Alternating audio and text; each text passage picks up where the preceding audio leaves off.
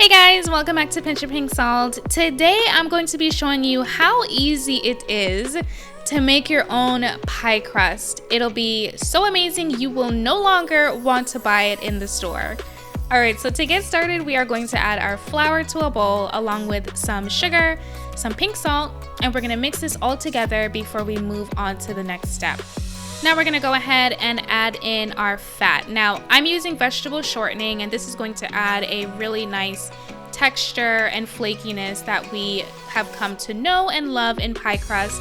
We're going to mix this in until we get this really crummy texture in our flour, and this is exactly what we want it to look like.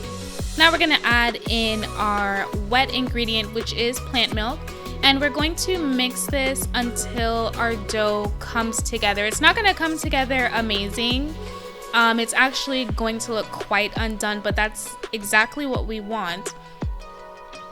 Alright, so this is what it's going to look like before I pour it out onto my work surface. So just make sure it's floured, and then we're going to knead this the best that we can. It's going to feel like it's not coming together, but it is, okay? And eventually your dough is going to look like this. Alright, so really nice and smooth. It's not crumbling anymore. This is exactly what we want.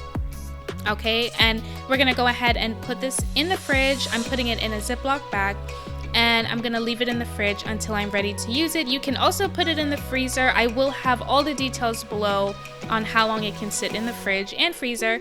And when you're ready to use it, you can make beautiful desserts like my apple cherry galette that you see here. Really nice and easy. And guys, I told you it was easy, right? Making your own pie dough does not have to be hard. You don't have to buy it in the store. You can make it yourself. I really hope this video helped you guys out.